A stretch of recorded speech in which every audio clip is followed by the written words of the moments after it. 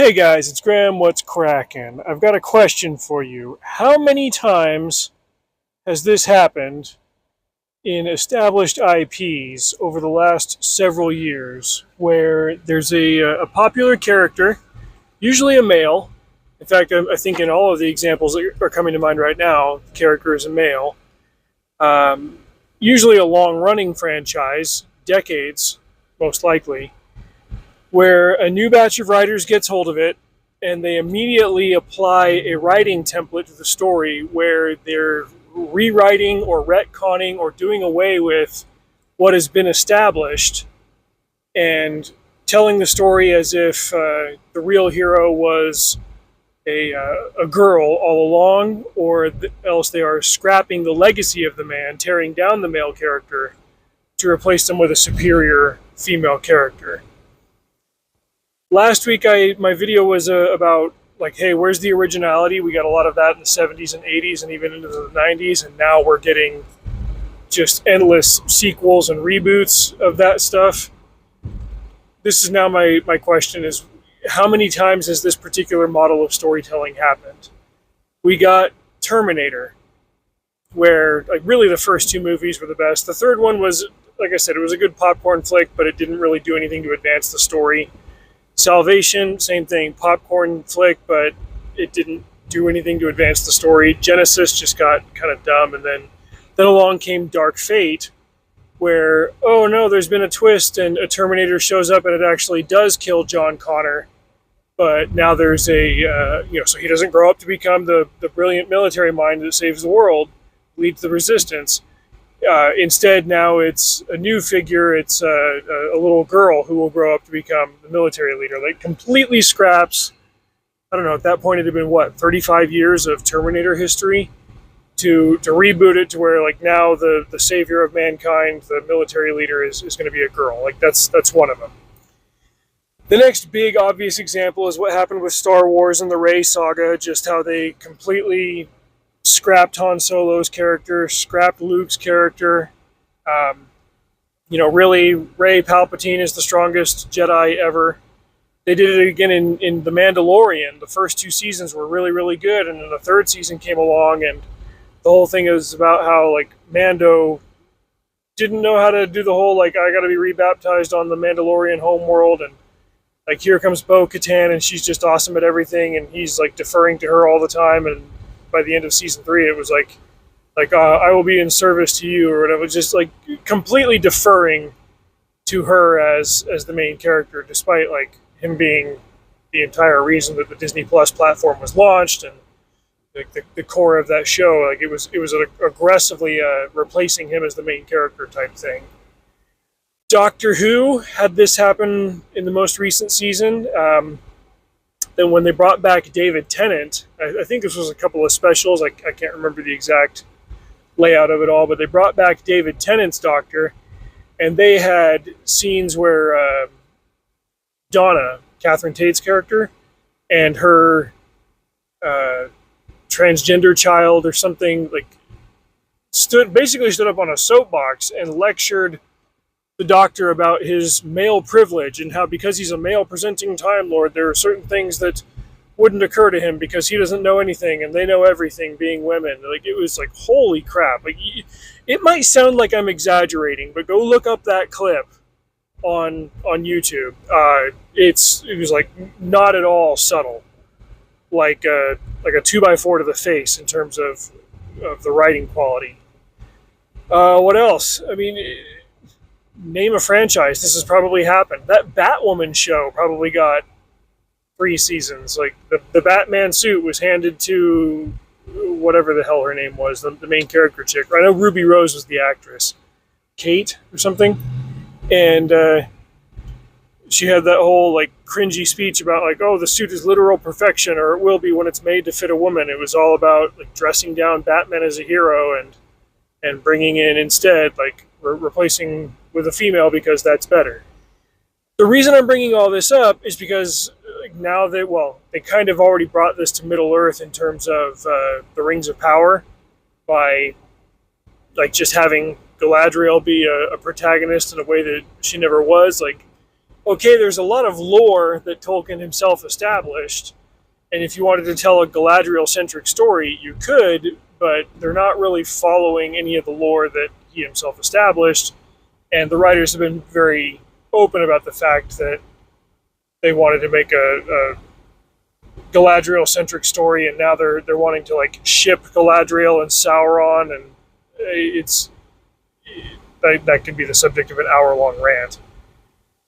But the rights situation with Middle Earth is a little bit sketchy right now. Amazon can only adapt some things from Tolkien's work. They don't have the rights to everything. Warner Brother has the rest of those rights, or some group who's producing stuff through Warner Brothers. 3 months from now, 4 months from now, The War of the Rohirrim is coming out in theaters from Warner Brothers, a theatrical release. It is an anime, and the trailer dropped last week, and I thought, okay, like I've been curious to see what the story is going to be from this. When they announced it last spring, I thought this could be good. I'd heard it was taking place about 200 years before the Battle for Helm's Deep, and it was going to focus on Helm Hammerhand. Perfect. Like a named character from the trilogy that we already know. We're going to get a little bit of his backstory. This could be about the establishment of Helm's Deep. We could learn more about this character. There are a couple of other Hammerhand characters that are established in the lore. My personal favorite is Graham Hammerhand, who is the father of Helm Hammerhand. His name is spelled different from mine, but that's pretty cool.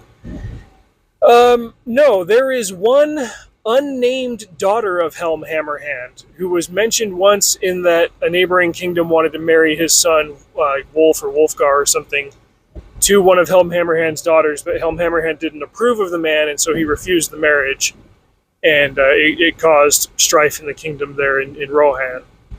Out of that, Warner Brothers and the director and writers and stuff that they hired, and I guess they got Philippa Boyens tied in with all of this, who was one of the brain trust in the room with Peter Jackson when he was leading the trilogy 20 years ago. No, they brought in Philippa Boyens and made all kinds of excuses to create a character almost out of whole cloth. Well, Tolkien did mention that Helm Hammerhand had a daughter. Yeah, he also named sons of Helm Hammerhand and named other characters, but we're just going to ignore that. And instead, the trailer is about this daughter who they gave the name of Hera. Never mind that that's the name of a Greek goddess, and and there are all these throwaway lines about oh, I'm your fastest rider. Of course she's the best of her age, and Helm Hammerhand telling his daughter oh, you could rule the whole world, just praising her for how good she is. Kenobi, that's another one where it did Kenobi has this sit down moment with Leia and just tells her how brilliant and awesome and great and everything that she is. It's this keeps happening.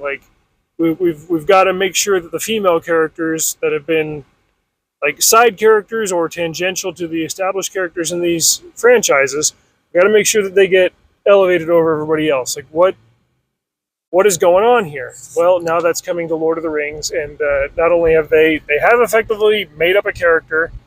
Yes, Helm Hammerhand had a daughter. They're making up a prototype for Éowyn, basically, which, again, diminishes Éowyn, who was an established character. Also that they can do this,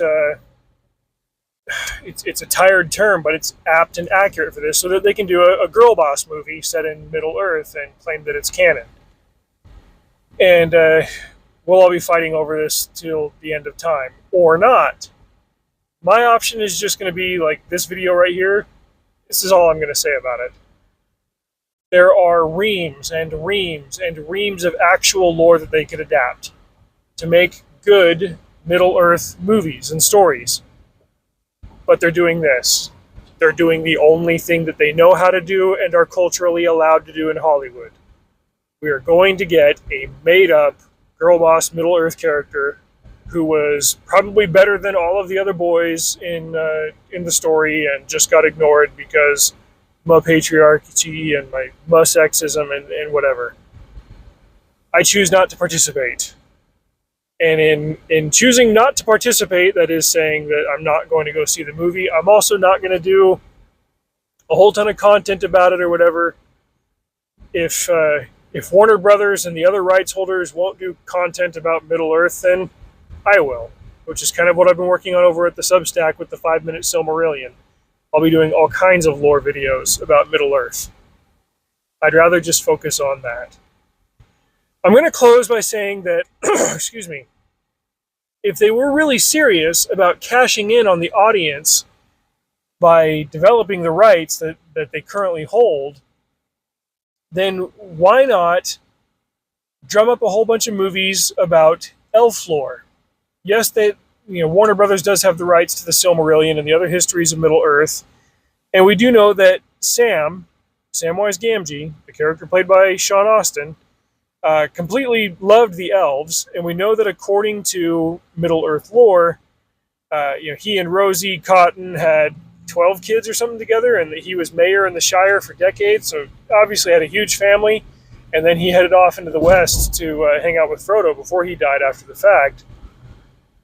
Why not have Sean Astin come into the studio for a couple of weeks, you film some bumpers of him hanging out at home in the Shire with his family and with his kids and his grandkids want to hear tales about the elves from his adventures. And he'll say, oh, okay, well, yeah, you guys remember me telling you about Uncle Frodo, about my friend Frodo? Well, here's some stories that we were there for, and here's some stories that we weren't there for.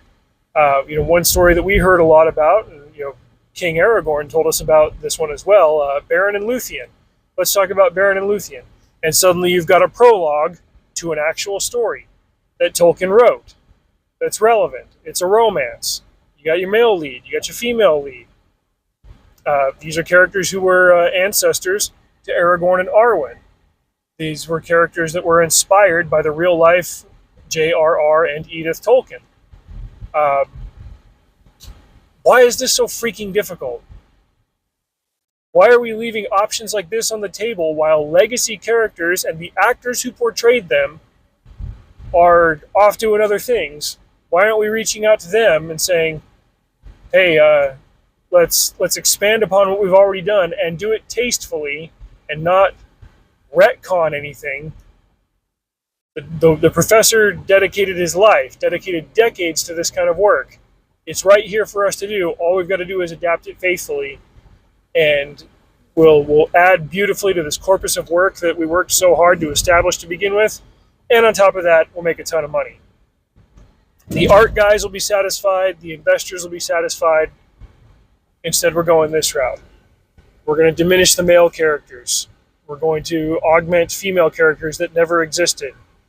And on top of all of that, we're going to continue to denigrate or ignore the professor's work. We don't have to live like this, and yet here we are. So my choice, because again, I've said that we live in an era of critical mass. I'm only going to make videos like this here and there that talk about this stuff. I'm not going to milk the cow until it's absolutely dead and then beat it with a stick. This is my standard. This is what I do. I'd rather just focus on the good stuff. And fortunately, there is a whole lot of the Middle-earth lore that I haven't read in extreme detail, and I would like to do lore videos about that.